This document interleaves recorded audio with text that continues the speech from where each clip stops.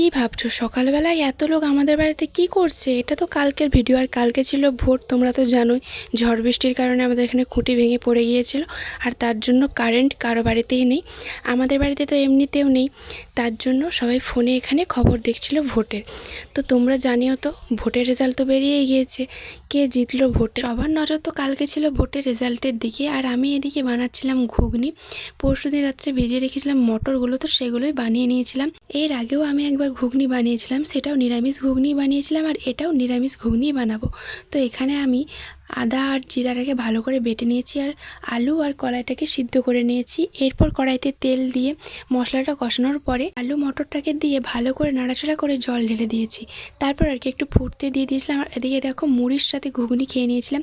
প্রথমে দিয়েছিলাম একটু বাবাকে, মাকে, মিঠিকে, তারপর আমি এখানে নিয়েছিলাম পেঁয়াজ কুচি, শসা কুচি, সঙ্গে ছিল কাঁচা লঙ্কা।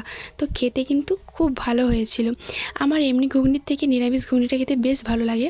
তো যাই হোক, এখানে এবারে রান্না তো করতে হবে। ঘুগনি মুড়ি খেয়ে চটপট করে এখানে সব কিছু কাটাকুটি করে নিয়েছিলাম। ওদিকে ভাতও আমি চাপিয়ে দিয়েছিলাম ঘুগনি মুড়ি খেতে খেতেই। তো ভাত কমপ্লিট হয়ে গিয়েছে, আর এদিকে বান্না বাটাও হয়ে গেছে। আর এদিকে একজন দেখো নিশ্চিন্তে ঘুমোচ্ছে চেয়ারের উপর, তার কোনো টেনশনই নেই।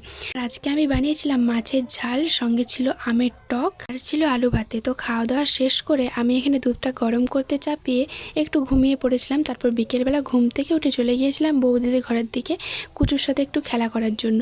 তো দেখো আমার কাঁধের উপর চড়ে কেমন ঘুরছে, কাঁধ থেকে নামতেই চাইছে না।